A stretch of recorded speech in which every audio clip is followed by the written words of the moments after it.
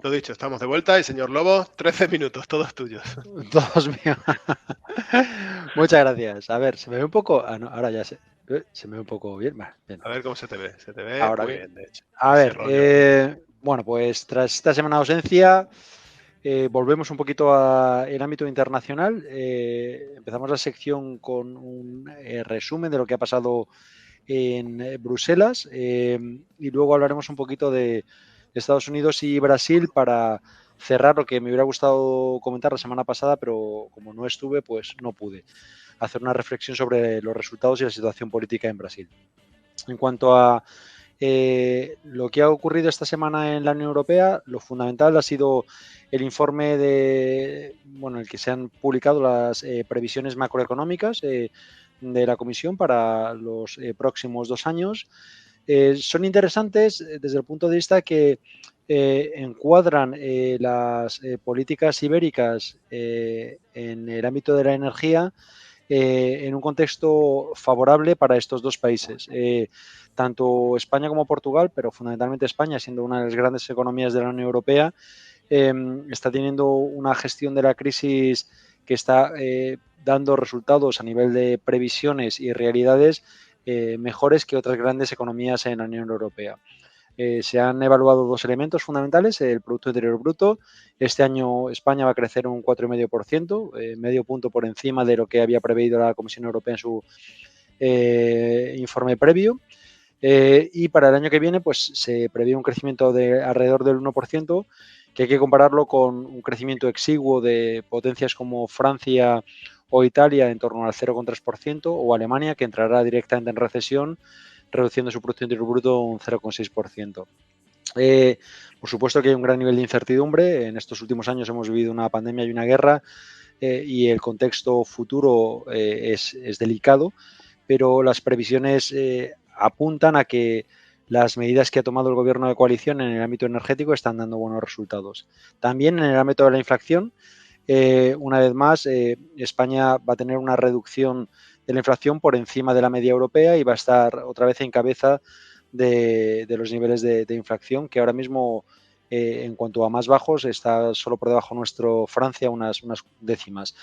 Esto es interesante en contra del relato mediático mayoritario de los medios de la derecha, bueno, y de la izquierda perteneciente a propietarios de derecha, que insisten una y otra vez en el que España está en una situación de fracaso económico, y el informe de la Comisión corrobora lo contrario. Otro elemento interesante de esta semana ha sido el debate que se ha iniciado ya una vez por todas de la reforma de las reglas fiscales. Esto lo habíamos hablado con anterioridad, no sé si os acordáis que creo que en la primera temporada hablábamos de que había dos reglas de oro, que era el déficit y la deuda, que el déficit tenía que estar por debajo del 3% y la deuda por debajo del 60%. Esto ha sido un dogma que han utilizado sobre todo los países del norte para esas políticas austericidas del 2008 al 2013, pero estas reglas fiscales se suspendieron con la pandemia. Se vio que pues, eran inviables, lo que se necesitaba era gasto público a mansalva, y esa suspensión de las reglas fiscales ha continuado durante este periodo de la guerra, porque también energéticamente, al estar muy expuestos a el conflicto bélico, pues era necesario que se suspendieran esas reglas fiscales. Pero ahora ya vuelve otra vez el debate de cómo se van a retomar. Por resumirlo, se van a hacer tres tipos de países, una clasificación: los países con mayor riesgo, entre los que están los países del sur, Italia, Portugal, España y Francia y Grecia, que tenemos una deuda por encima del 90%, una deuda pública. Luego los países de riesgo medio, que están entre un 60 y un 90%, y los de bajo riesgo de menos del 90%. Lo que se dice es que se va a ser flexible en la aplicación de estas reglas, que va a haber planes de aplicar ajustes fiscales de 4 a 7 años, pero por hablar en cristiano, vuelve la austeridad, señores y señoras. El año que viene empezamos, o lo que pretenden las instituciones, que empecemos a ajustarnos el cinturón una vez más, y la gran pregunta es la de siempre: ¿quién se va a ajustar el cinturón? Eh, las oligarquías o las élites o la clase trabajadora. indica que todo va a ser por parte de la clase trabajadora, pero la reflexión que a mí me trae es que no sé hasta qué punto este debate es realista. Se ignora el elefante en la habitación, que es que se ha superado el pico de producción de petróleo, que estamos ante una crisis energética que es uno de los elementos que explica el conflicto bélico entre Rusia y Ucrania. Estamos ante un mundo cada vez más inestable en el que la energía barata se está acabando y hemos sustentado todo nuestro modelo económico en una energía barata y intentar aplicar dogmas neoliberales a un contexto que va a ser inestable y de escasez, yo no lo veo realista.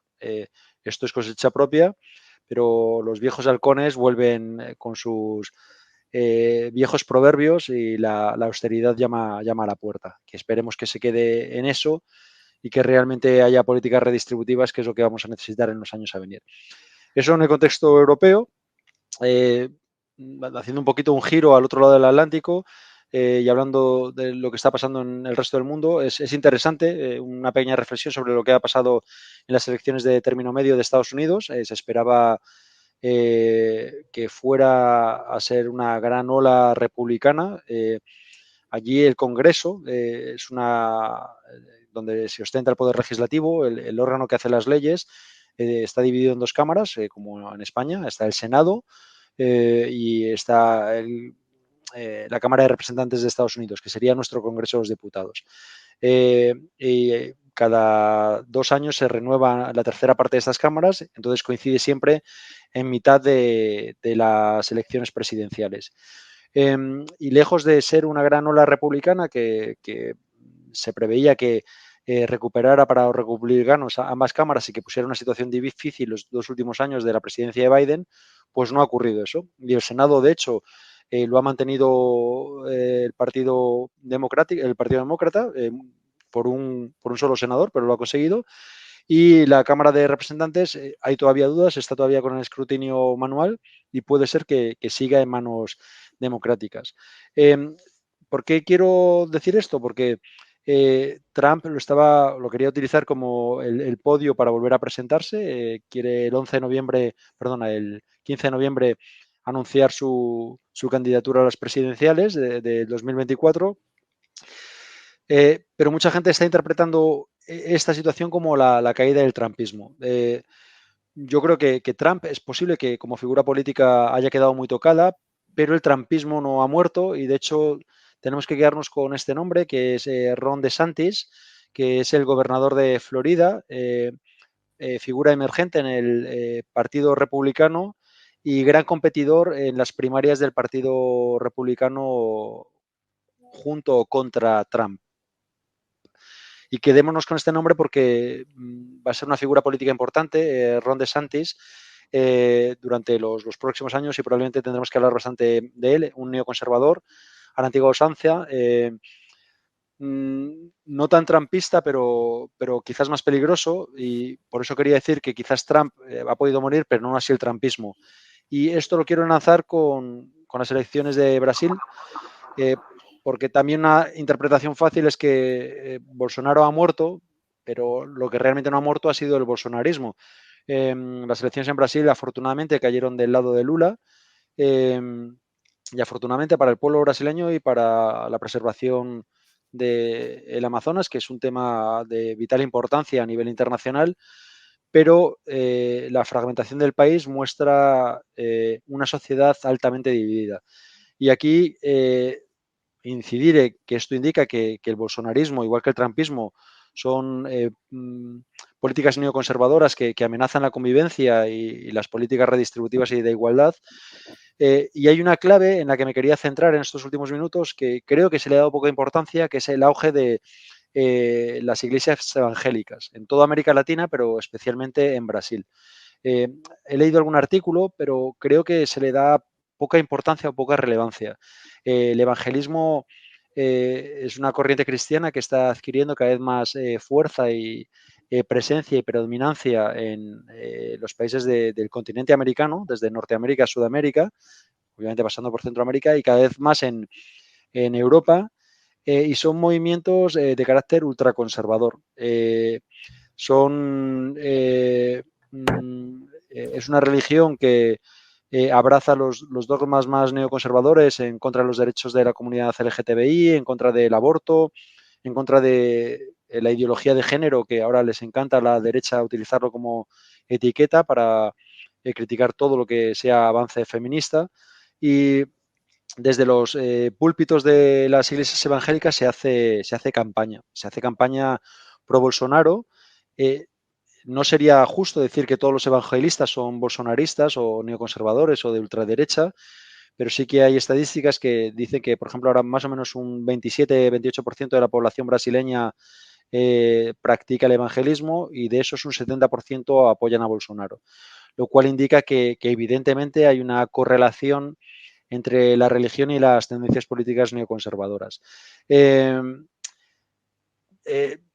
Esto es relevante porque indica la influencia de la religión en las decisiones políticas y es casi escandaloso. Y yo creo que todos compartimos quizás este sentimiento de preocupación de cómo la religión puede tener una influencia tan nefasta en la vida política que debería ser bastante aséptica. De hecho, Lula en la segunda vuelta incidió más en su perfil cristiano para intentar atraer y en su cercanía a Bergoglio, al Papa Benedicto.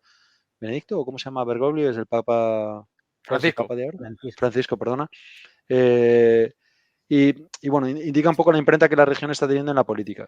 Y haciendo un poco una reflexión con un amigo, decíamos, bueno, sí, es verdad que es terrible, pero hay veces que no nos damos cuenta que en periodo electoral quizás nosotros no vamos a misa, pero si fuéramos a misa en España, nos daríamos cuenta que en las iglesias de toda España se hace una labor de concienciación política igual de preocupante que la que ocurre con el avance de los evangelistas en América Latina. Y con esto quería un poco cerrar la sección y la reflexión de hoy Una cosa, señor Lobo, en el ámbito internacional. al hilo de lo que has dicho del evangelismo, simplemente recomendar una serie argentina que se llama El Reino, que habla precisamente de esto, del crecimiento de la religión evangelista y de su influencia en la política. Lo veré, no la conocía. No hay que confundir con la película española El Reino. Es una serie con Perotti o Peretti, no me acuerdo cómo se llama este actor argentino con una nariz muy grande. Y también sale el Chino Darín. Y es muy interesante para entender este tema. Muy bien. Cabe hacer la broma. 2 películas argentinas de las que hemos hablado hoy, 2 películas argentinas en las que sale Ricardo Darín. No. El hijo. No, es otro. El Chino Darín es el hijo. El Chino Darín es el hijo, vale, perdón, sí. Me callo. Pero bueno. Bueno, estamos esperando a Marina Lobo, que está a punto de llegar. Muchísimas gracias, señor Lobo. El hermano. Esto, de todas formas, os digo una cosa, estos son más homilías que sección. Sí, pero es que si no se alargan y luego nos dice, Jolín, no me ha dado tiempo, tal. Bueno, no. Es que, o sea, al final es el problema, y ya lo conto un poco a los atuboles, porque es que al final las secciones nos dan pie tanto al debate que muchas veces nos ponemos a preguntar, a intervenir y tal, entonces se nos va, como dicen habitualmente, el vino en catas. Entonces al final muchas veces no da tiempo a terminar y como la semana pasada el señor Lobo no participó, no le hemos querido interrumpir para que le diera tiempo a contar todo, pero es que al final realmente va hablando y te vas apuntando aquí cosas en plan de, oye, ¿por qué es más peligroso? Por ejemplo, y como está tardando un minutito en entrar Marina, el nuevo candidato republicano has dicho que es más peligroso que Trump y lo has dejado ahí, has pasado otra cosa y yo me he quedado un poquito ahí cagado directamente. Digo, es una buena pregunta. Es una muy buena pregunta. Ron DeSantis, a diferencia de Trump es fundamentalmente un oportunista que se ha sabido granjearse apoyos tanto en el bando demócrata como republicano durante su carrera como empresario, pero lo que define la carrera política de Trump es su oportunismo y es fundamentalmente un empresario y su visión de la política es desde el punto de vista empresarial. Hay que recordar y reconocer que ha sido el único presidente que no ha entrado en un conflicto bélico y una de las cosas que se dice es porque él comprendía que no era algo beneficioso a corto plazo para la economía de Estados Unidos. Entró en una guerra comercial con China, pero en una guerra bélica, porque es verdad que tiene consecuencias tremendas para el déficit público y la balanza comercial. En cambio, Ron DeSantis es un político a la antigua usanza, no tiene un perfil de empresario, pero ideológicamente se guarda lo peor del trumpismo, de políticas neoconservadoras que han sido aceptadas por la sociedad y gracias a que el discurso trumpista durante más de 4 años ha ido calando en la sociedad, es el peligro. Son actores que funcionan como cuñas.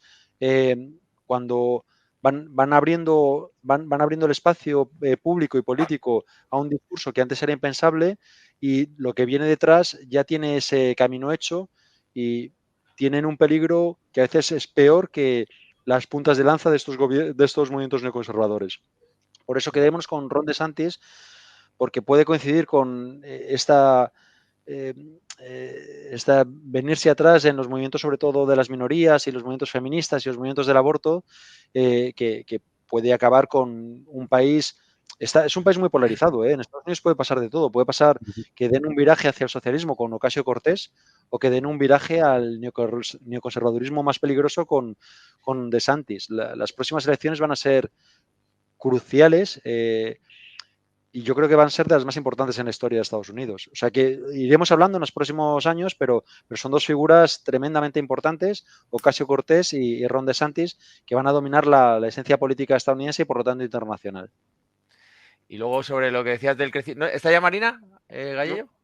¿Todavía no está? Bueno, pues entonces, mira, te hago otra puntualización sobre lo que has contado, para que veas que te estábamos escuchando. Lo de la evangelización, me parece... No, que me la hagas, Javier, porque le he visto que se ha ido de la sección. Y... No, si te ha hecho un comentario. Lo de la iglesia, lo del auge de la iglesia... perdón, lo del auge de la iglesia evangélica... yo es que he visto algún caso cercano, que lo conozco personalmente, y ríete tú de la influencia de las redes sociales. O sea, si es que al final sí, la iglesia es la mayor red social y los mayores influencers están ahí en las iglesias. Entonces, es muy importante y muy preocupante que haya un nuevo auge. Ya está, eso digo. Lo que hay que tener cuidado es, por eso he hecho la referencia a la Iglesia Católica. Nosotros no vamos a misa, pero somos inconscientes de las barbaridades que se dicen desde los púlpitos de las iglesias. Comarcales, regionales y de los pueblos e incluso de las ciudades. Y de cualquier religión.